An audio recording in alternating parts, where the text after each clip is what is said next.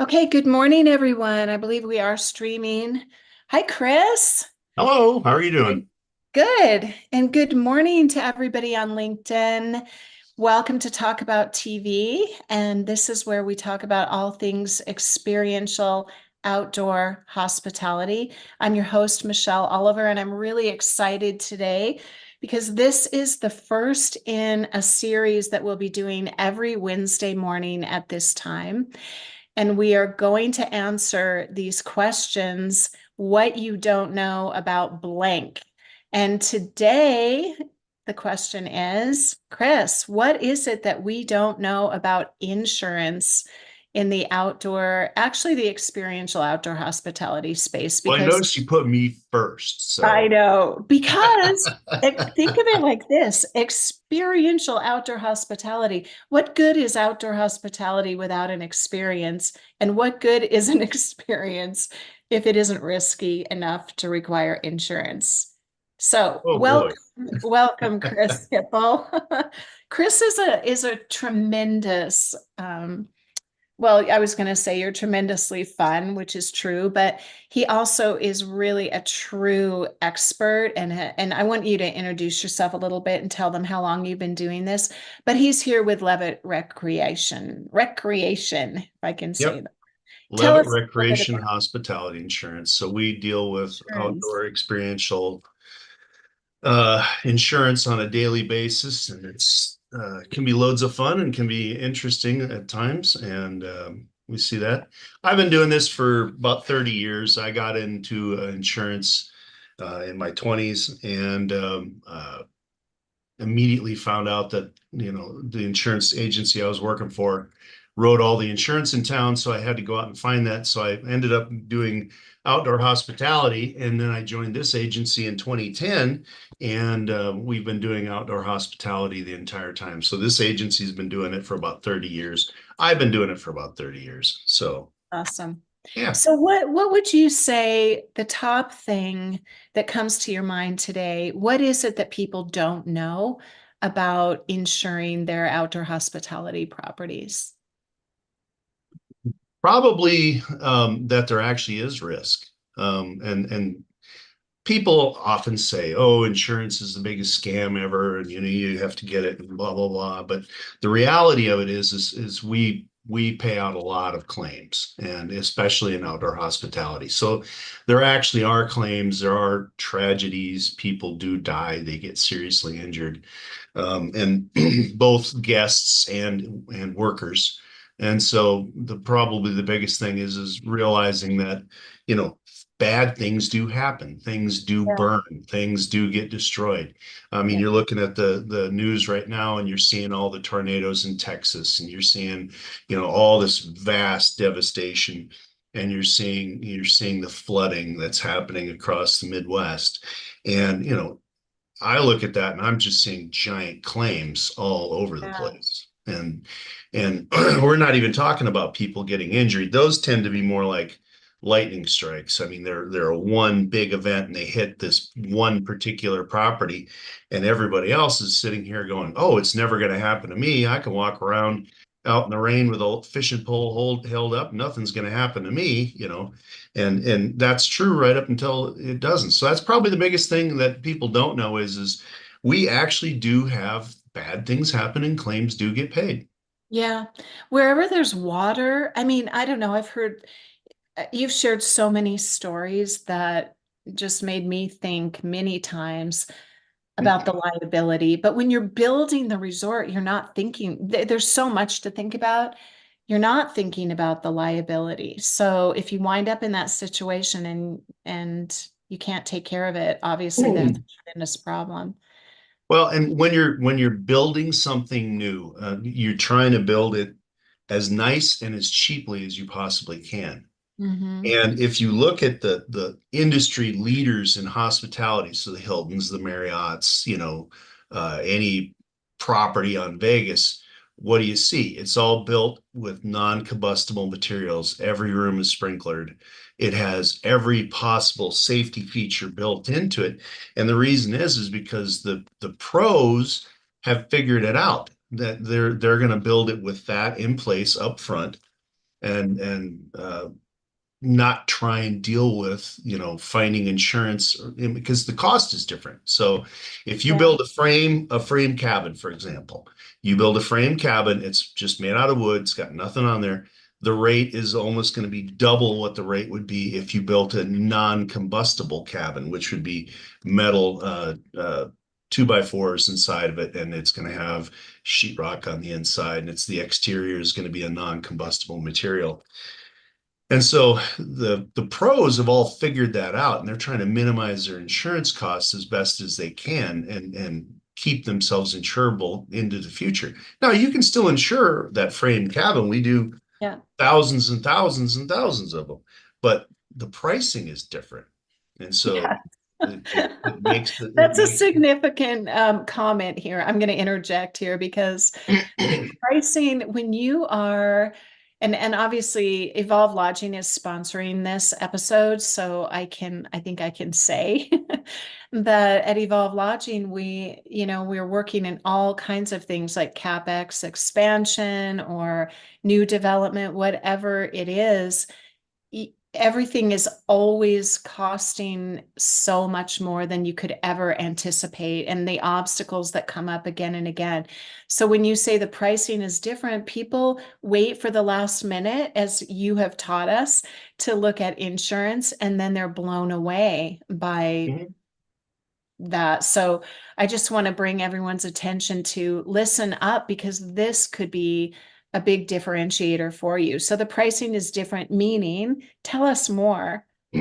Well, the pricing right now, obviously we've been, and obviously I say obviously, not everybody knows, but we've been in a kind of a rolling dumpster fire for the last 3 years of insurance. So California, if you're out in the woods, it's almost impossible to get insurance. We're going to the California Fair Plan. Florida's known this for years because they've been challenging getting insurance forever.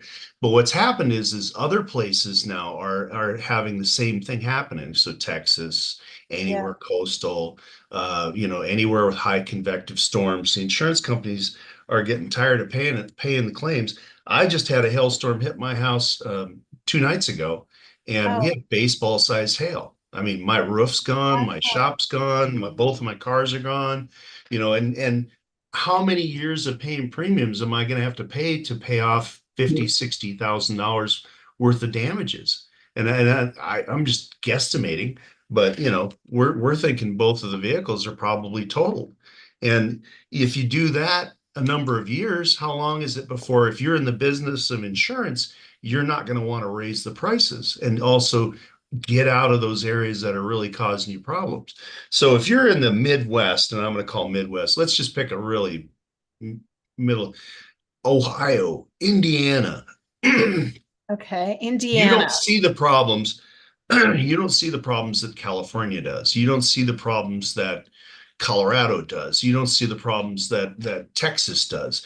And so you think, oh, this is no big deal, and it probably is no big deal for you. But if you're in the problematic states, you best be talking to somebody about insurance early on, especially if it's going to be a fun place to be, because fun typically involves an element of risk. Any activity that you do that involves any physicality on the part of the participant is going to change your insurance. Yeah.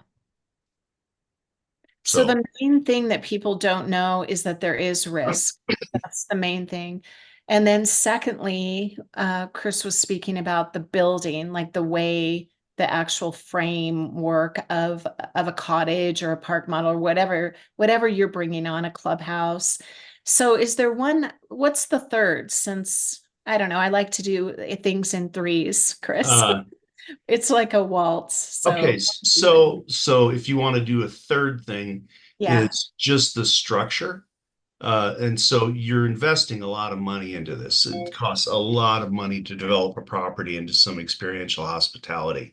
Yeah. And so most people are going to talk to their attorney and they're going to set up structure. So I've got an entity that owns the land. I've got another Yeah. entity that operates the exposure. And what you're doing is you're setting up compartmentalized firewalls against that lawsuit. And that's really why you're doing it. There's no real other good reason to do it there's some tax benefits, but beyond that, setting up multiple entities is really a strategy to minimize risk in terms of lawsuits. And so you're protecting your assets by having this one over here own the land, having another one over here. This is a sacrificial entity that's going to get sued and has no assets or very few assets. But at the end of the day, if you look at insurance at its basics, it's going to be your entities that you develop insured for whatever property you have, the stuff you want. If it goes poof and burns, you want to be replaced. And then you want to be protected for your liability for the things that you do. Okay. Yeah. And that's all I do in a nutshell, just really oversimplified. That is oversimplified, but I love that you articulated it that way. When you shared this, I don't know, a year ago or so when we were first talking, I found this to be a brilliant strategy. I wonder how many people even know about it. Probably very few. And you've seen it all. So anyway, this is very informative. So anybody who's listening or missed the first part, go back. This is a really short check-in with I'll give Chris. you I'll give you the one mistake most people make. Okay. Okay. So you start an LLC and you have a business Yeah. that you're operating in that LLC and you're running along and you're making good money. Okay. You're making good money. You're having fun. You decide, hey, I'm going to go buy a pickup and I'm going to use that in my business because I can use it to haul trash, pick up trees, blah, blah, blah, do all the stuff. Right. And you're going to go borrow money. Well, if you go borrow money through the LLC, you are going to pay 10%, right? But if Mm-hmm. you go and I go down to the federal credit union down here, I can get it at 2.9, right? Well, I who wants to pay 10% when I can pay 2.9? So I go buy that vehicle and I put it in my own personal name because it's through the federal credit union. They want my personal name on it. Mm-hmm. Okay. And so now I'm using that vehicle in my business. I'm picking up trash, I'm doing stuff like this.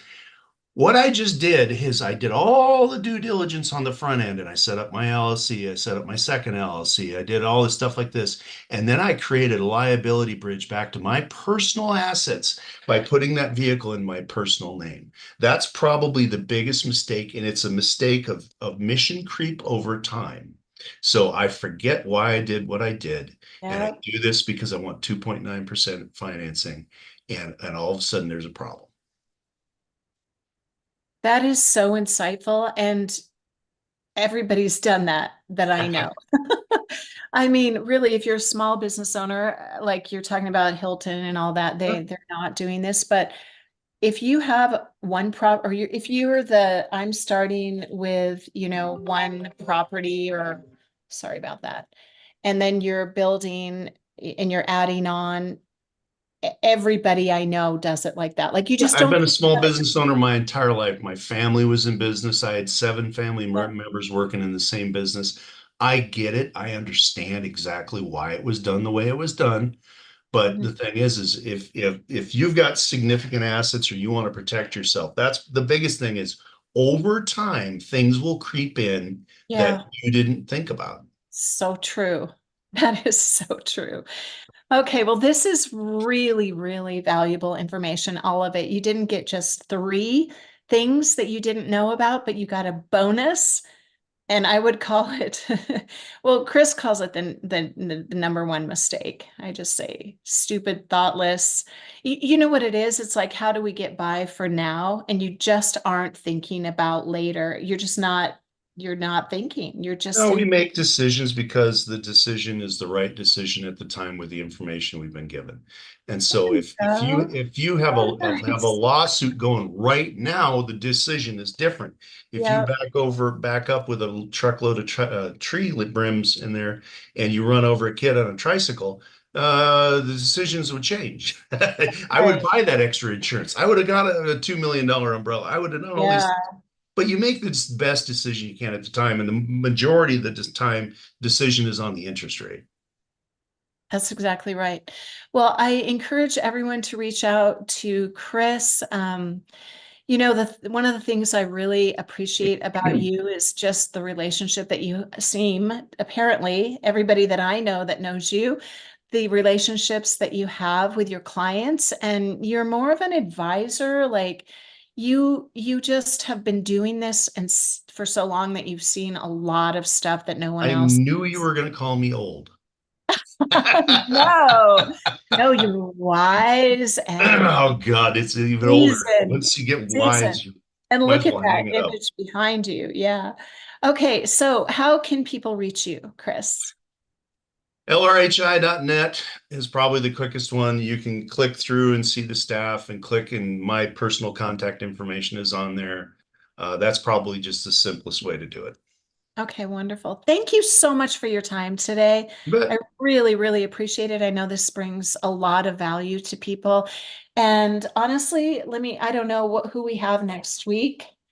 Next week we have, I don't know. You guys will have to let you know who it is. it's I can't remember because going to be me again. it was gonna be Kyle and he changed. But anyway, we have Oh, it's the so 4th of many. July. It's Yeah. the 3rd of July. So Well, something's coming on. Oh, I know who it is. It's John Griffiths with Outbound Kitchen.